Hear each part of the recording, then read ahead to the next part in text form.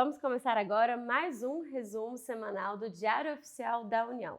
Essa semana, a semana de 21 a 25 de outubro, nós destacamos as principais notícias publicadas no Diário Oficial da União que interessam o gestor público. E você pode, inclusive, ter o resumo diário. Todos os dias você também pode acessar.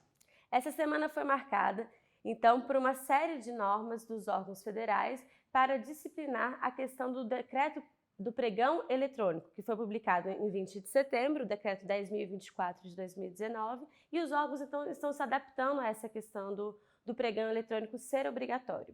Então, na segunda-feira, a gente já iniciou com uma portaria do Ministério da Economia, uma instrução normativa, na verdade, 206 de outubro de 2019, que trata das licitações de estados e municípios que utilizam recursos federais, que então passa a ser obrigatório o uso do pregão eletrônico. Isso. A Secretaria de Desburocratização e Gestão estabeleceu um cronograma para a implantação de acordo com a população do município. E esse cronograma vai no ano de 2020 até junho. Então é importante que todo mundo já comece a se preparar para isso, porque a última etapa para quem aplica recursos federais nas cidades brasileiras termina em junho do ano que vem. Muito bem. E na terça-feira, começamos então com a questão das vendas de imóveis da União. Foi estabelecido também pelo Ministério da Economia, pela Secretaria de Coordenação e Governança do Patrimônio da União, novas diretrizes e procedimentos para a venda de imóveis da União. Isso. Nós temos que destacar aqui que o governo federal segue a orientação que muitos recomendam e que nós, particularmente, não apoiamos. A ideia é que o direito de preferência ocorre após a fase da licitação. Nós entendemos que o direito de preferência deve ocorrer e as normas deveriam ser mudadas para que o direito de preferência ocorresse antes da fase da licitação. Na prática, qual é a diferença? Depois que você faz a licitação, você tem o caráter especulativo do imóvel. Quando é antes, é só pelo preço da avaliação, você dá o direito de preferência sem a especulação imobiliária. E também tem um novo instrumento lembrado aqui que pouca gente conhece. A proposta de manifestação de aquisição. Isso. Essa proposta de manifestação de aquisição é o particular tem interesse em ocupar um imóvel federal, comprar esse imóvel, ele comunica ao governo, olha, eu tenho interesse em esse imóvel, e o governo pode colocar em licitação o imóvel. Muito bem. E se você quiser saber mais sobre o assunto, mais sobre a opinião do professor Jacobi, ele comenta essa questão de venda de imóveis no livro Contratação Direta sem Licitação. Em absoluta coerência, nas 10 edições, a gente vem tentando trabalhar nessa área e, inclusive, nós apoiamos muito a Lei de Regularização Fundiária no Brasil, que permite que o governo regularize ocupações fundiárias, inclusive em terras públicas. Muito bem. E a quarta-feira foi marcada por uma série de portarias e publicações de órgãos federais de boas práticas na gestão pública. Tivemos como destaque que o Ministério da Infraestrutura instituiu uma comissão de monitoramento para acompanhar o cumprimento de recomendações do TCU. Essa foi uma diretriz do TCU por meio de um acordo que mandou estabelecer, então, para que o Ministério da Infraestrutura, juntamente com a Secretaria de Transportes, Portos e Aviação Civil, estabelecesse monitoramento de grandes obras de infraestrutura com as recomendações que eles passaram. Inclusive, também o Ministério da Infraestrutura editou norma específica para tratar do cumprimento da governança nos portos brasileiros.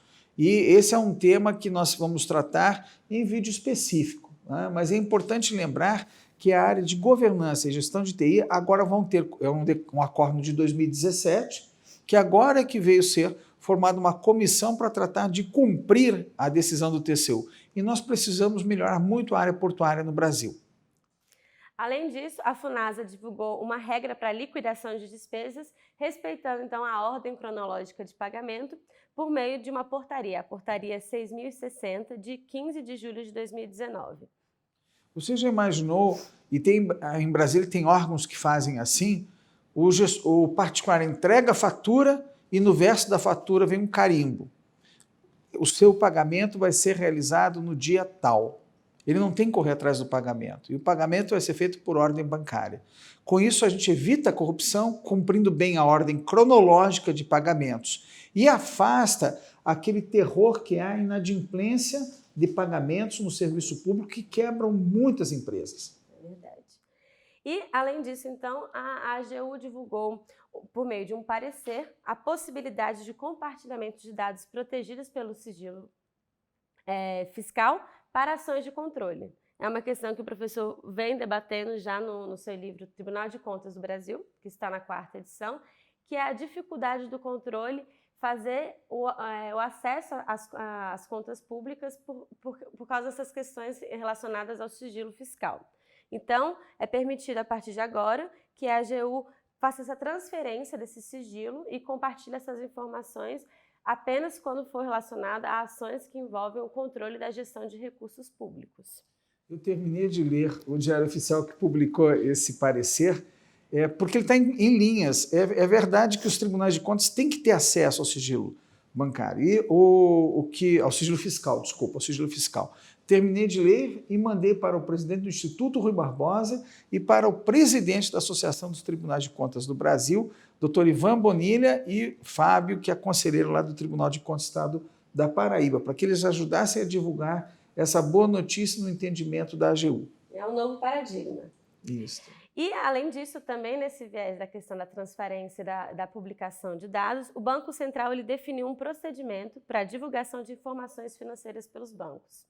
Com isso, as instituições financeiras, a partir do próximo ano, elas devem informar o Banco Central e manter atualizado no seu endereço eletrônico os catálogos dos dados abertos. Tivemos mais uma questão relacionada à transparência, que foi um acórdão proferido pelo Tribunal de Contas da União sobre a falta de divulgação de edital de pregão no veículo oficial de comunicação da Prefeitura.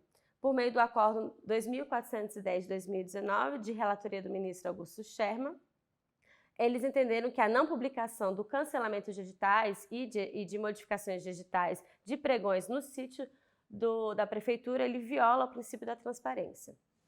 É porque, às vezes, o fato de não divulgar que a licitação foi cancelada prejudica, inclusive, o particular.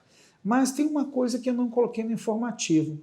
É que na lei que veio do pregão, era obrigatório, inclusive foi renovado o dever, na lei que publicou o pregão, a 10.520, que todos os editais deveriam ser remetidos ao Tribunal de Contas da União. E o TCU decidiu aqui, esquecendo que, na verdade, o TCU é que deveria ter o repositório de todos os editais. É claro que é muito difícil, mas o TCU editou a IN 28 tratando desse tema na época e ele colocou que cada um teria o seu próprio portal, né? Mas, na verdade, isso deveria ter, por lei, deveria ser todas as licitações do Brasil concentradas num só portal. Isso vai acontecer com a aprovação da nova lei de licitações. Na quinta-feira, o TCU também divulgou o Fiscobras 2019. O Fiscobras é um relatório em que o TCU ele analisa uma série de obras. Esse ano foram 77 empreendimentos e obras, normalmente de grande vulto, onde eles analisam as principais irregularidades e, com isso, conseguem trazer dados muito interessantes. É a 23ª edição desse relatório, então o TCU vem fazendo isso há muito tempo e a gente pôde já perceber em alguns desses relatórios, eles trazem até os principais motivos da paralisação, de problemas que ocorrem nas obras públicas. E, ao contrário do que muitas pessoas pensam, o principal motivo não é a corrupção, é a falta de planejamento. Falta de planejamento. Só lembrando, o Tribunal de Contas da União não pode paralisar contrato. O Tribunal de Contas da União, por força do artigo 71 da Constituição Federal, ele pode paralisar atos. Quando é contrato de obra ou contratos em geral, o Tribunal de Contas da União tem que pedir que o parlamento paralise. Por isso que foi criado o Fiscobras, e tem gente que fala Fiscobras, não tem problema nenhum, porque é uma sigla, você fala como quiser. Eles já estabelecem na própria Lei de Diretrizes Orçamentárias os critérios, os tipos de indícios de irregularidades para poder tipificar a obra. Então, indícios graves de irregularidade, indícios que não são tão graves assim. E o que eles explicam é que a ideia é um trabalho conjunto, não é só apontar, é você poder ajudar o gestor, que é esse o objetivo, né? Tornar algo mais didático e realmente auxiliar, porque ninguém quer obras paradas no Brasil. E, por fim, então, o nosso destaque é que a AGU, também nessa ideia do pregão eletrônico, ela atualizou modelos digitais de acordo com o novo decreto e colocou, então, é uma boa prática que a AGU disponibilizou esses modelos digitais e termos de referência que estão disponíveis em sua página na internet. Muito bem. É importante lembrar que se você tem um órgão jurídico da União fazendo modelos de edital para várias atividades, você pode ter todo o seu trabalho facilitado. E eu tenho recomendado aos meus alunos nos estados e nos municípios que, inclusive, indiquem que estão copiando um modelo de edital feito pela AGU, mesmo quando não for obrigatório, que é uma forma de mostrar a impessoalidade no estabelecimento das regras convocatórias. Né? Isso vai dar mais sentido, minimizar trabalho. E se você está usando um modelo padronizado, pouca gente sabe disso, você não tem que retornar ao jurídico. Você vai informar, vai trazer essa informação e o jurídico, inclusive, vai ficar muito mais confortável porque ele vai saber que o edital que eventualmente passa por ele para apreciar pequenas alterações, todo o restante já foi examinado antes. Né? Nossa, E na nova lei de licitações está vindo essa mesma regra. Né? Então a AGU está afinadíssima com o novo projeto de lei. Muito bem, então ficamos por aqui. Na próxima semana, na segunda-feira, é o Dia do Servidor Público, não teremos publicações, mas nos vemos então na sexta-feira com mais um resumo do Diário Oficial da União semanal. Até lá.